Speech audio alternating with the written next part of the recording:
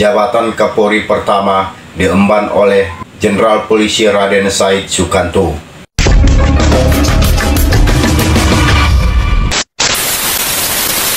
Bismillahirrahmanirrahim. Assalamualaikum warahmatullahi wabarakatuh. Pada tahun 2022 ini, Kepolisian Republik Indonesia telah genap berusia 76 tahun. Di usia yang sudah tidak muda lagi itu, sepanjang perjalanannya Polri telah banyak melakukan berbagai transformasi perkembangan.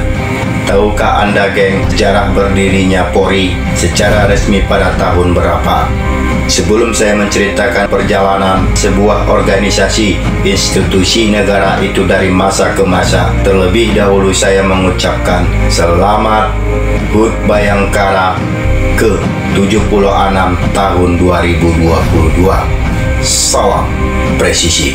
Seperti yang saya sebutkan di atas tadi, secara resmi Polri sudah berdiri di negara kita ini pada tahun 1946 di masa Orde Lama.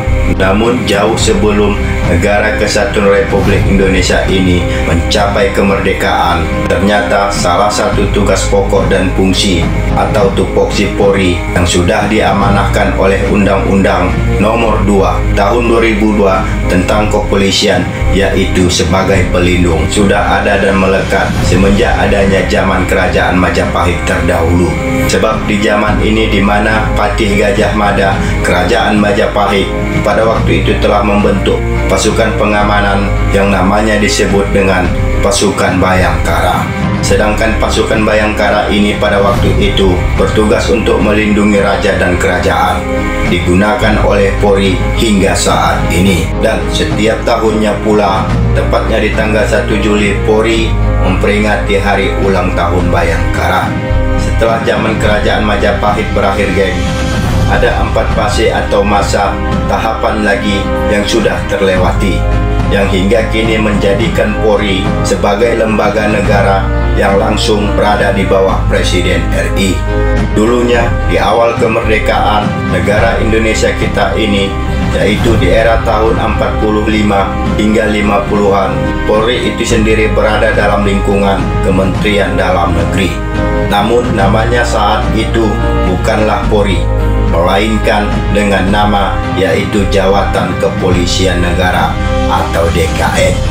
Sedangkan tugasnya hanya bertanggung jawab dengan masalah administrasi. Next.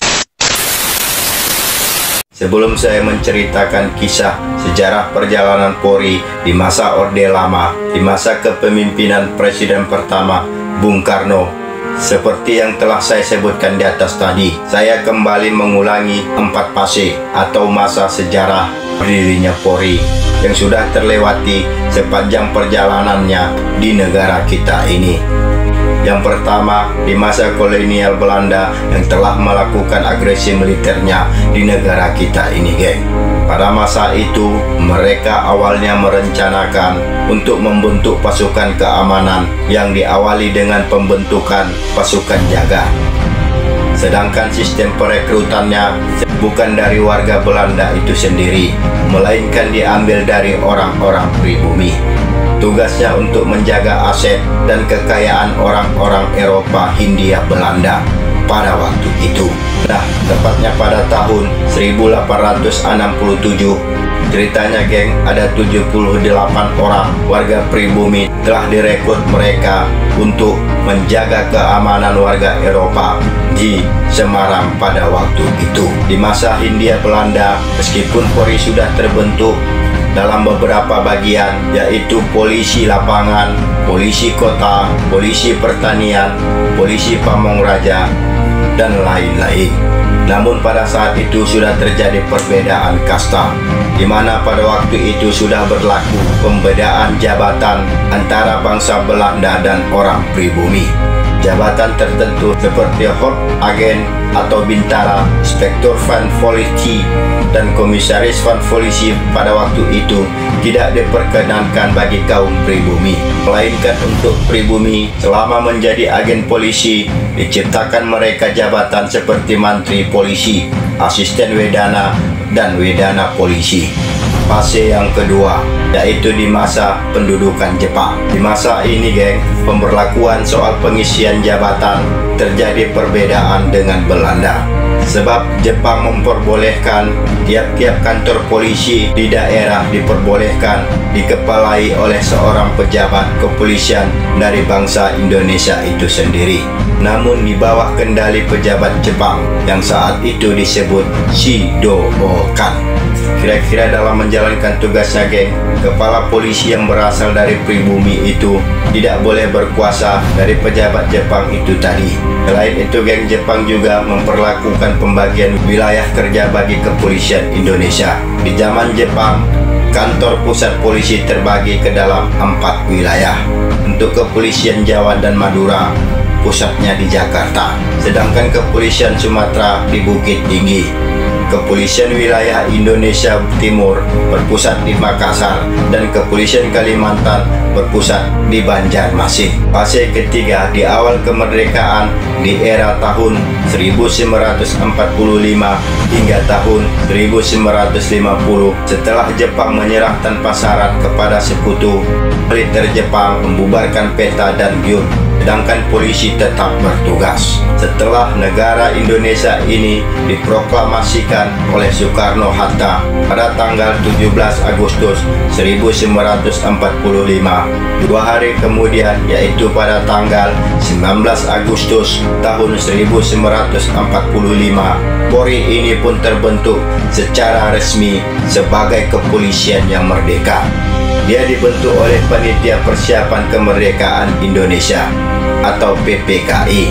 Sedangkan awal nama terbentuknya bukanlah Polri, geng, melainkan namanya pada waktu itu Badan Kepolisian Negara atau BKN.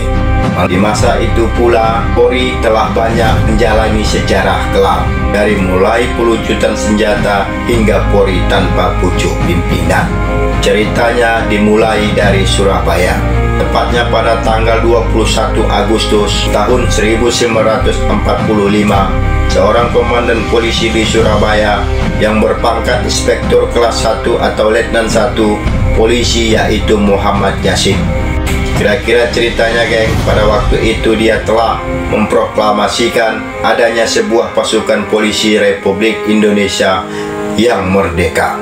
Bahkan pada waktu itu pula dia juga telah memberikan ultimatum dengan memerintahkan pasukannya agar mengadakan pembersihan dan melucuti senjata milik tentara Jepang yang kalah perang pada saat itu. Tak hanya itu saja, si Muhammad Yasin ini telah membangkitkan semangat moral dan patriotik kepada seluruh rakyat maupun satuan bersenjata yang dikala itu sedang dilanda depresi akibat mengalami kekalahan perang yang panjang. Berlanjut dari cerita itu pula, sekitar 2 bulan kemudian, secara nasional Polri sudah memiliki pucuk pimpinan pada saat itu. Di era Orde Lama, jabatan Kepala Kepolisian Republik Indonesia atau Kapolri pertama diemban oleh Jenderal Polisi Raden Said Sukanto. Presiden pertama Bung Karno melantiknya pada tanggal 29 September tahun 1945. Di zaman itu nama singkatan jabatannya bukanlah Kapolri, melainkan disingkat dengan Kepala Kepolisian Negara atau KKN. Di awal-awalnya bertugas, kepolisian pada saat itu berada dalam lingkungan Kementerian Dalam Negeri sebagai jawatan kepolisian negara atau DKN yang hanya bertanggung jawab mengenai masalah administrasi. Namun setahun kemudian, dengan adanya surat penetapan pemerintah nomor 11/S.D mulai tanggal 1 Juli tahun 1946, jawatan kepolisian negara atau DKN ini langsung bertanggung jawab dengan Perdana Menteri. Nah, setelah melewati transformasi perubahan itu pula, maka 1 Juli inilah dijadikan Polri sebagai momen untuk peringati sebagai Hari Bayangkara hingga saat ini. Tidak hanya sampai di situ saja, memasuki 2 tahun kemudian terjadi lagi perubahan di mana pada masa kabinet presidentil, yaitu pada tanggal 4 Februari tahun 1948 berdasarkan Tap Pemerintah nomor 1/1948 yang dikeluarkan, isinya menetapkan bahwa Polri dipimpin langsung oleh Presiden dalam kedudukan sebagai Perdana Menteri. Di masa itu pula, Kapolri pertama yaitu Jenderal Polisi Raden Said Sukanto telah mulai menata organisasi kepolisian di seluruh Indonesia. Oh ya geng, tahukah Anda berapa lama jabatan Jenderal Polisi Raden Said Sukanto ini sebagai Kapolri? Dia menjabat sebagai Kapolri pertama pada waktu itu sekitar 14 tahun lamanya. Hitungannya dimulai dari masa pelantikannya sebagai Kapolri pada tahun 1946 hingga berakhir pada tanggal 15 Desember tahun 1959. Dia tidak lagi menjabat setelah mengundurkan diri sebagai Kepala Kepolisian Negara atau KKN. Cerita pengunduran dirinya akibat tidak sependapat dengan kebijakan pemerintah Orde Lama pada waktu itu, di mana pada saat itu Presiden pertama Bung Karno menginginkan agar Angkatan Perang dengan Angkatan Kepolisian digabungkan di dalam Angkatan Bersenjata Republik Indonesia atau ABRI. Alasan Raden Said Sukanto menyampaikan keberatannya pada waktu itu untuk menjaga profesionalisme kepolisian. Namun setelah berakhir sebagai Kapolri, karir yang ditinggalkannya di tubuh kepolisian yaitu pembangunan gedung Mabes Polri yang hingga saat ini masih digunakan. Di zamannya geng, gedung Mabes Polri yang dulunya bernama Markas Besar Jawatan Kepolisian Negara itu merupakan bangunan perkantoran termegah setelah Istana Negara. Next. Fase keempat, di masa Orde Baru, tepatnya pada tahun 1968, telah terjadinya peralihan kekuasaan dari Presiden pertama Bung Karno ke Presiden kedua yaitu Soeharto. Setahun kemudian, yakni pada tahun 1969, terjadi lagi perubahan, di mana pemerintahan Orde Baru pada saat itu telah mengeluarkan Kepres nomor 52/1969 yang isinya sebutan Panglima Angkatan Kepolisian diganti kembali sesuai Undang-Undang nomor 13/1961 menjadi Kepala Kepolisian, namun singkatannya tidak lagi KKN melainkan Kapolri. Pergantian sebutan dari KKN ke Kapolri itu diresmikan pada tanggal 1 Juli tahun 1968. Sejarah mencatat Polri dan TNI dalam rentang waktu yang cukup lama sempat tergabung dalam Angkatan Bersenjata Republik Indonesia atau ABRI. Sedangkan ABRI pada saat itu dipimpin langsung oleh Menteri Pertahanan dan Keamanan dan Panglima Angkatan Bersenjata atau Menhankam Pangap. Keduanya terpisah setelah rejim Orde Baru berakhir. Pasca reformasi tahun 98 bergulir, 2 tahun kemudian setelah pemilu tahun 1999 usai, di tahun 2000 setelah negara ini dipimpin oleh Presiden Abdurrahman Wahid atau yang biasa disebut Gus Dur. Di masa Presiden Gus Dur inilah terjadi pemisahannya antara Polri dengan TNI telah terpisah setelah terbit Tap MPR nomor 4 Romawi /MPR/2000 tentang pemisahan TNI dan Polri yang ditandatangani oleh Ketua MPR Amin Rais pada saat itu. Demikian, tetap semangat. Salam presisi.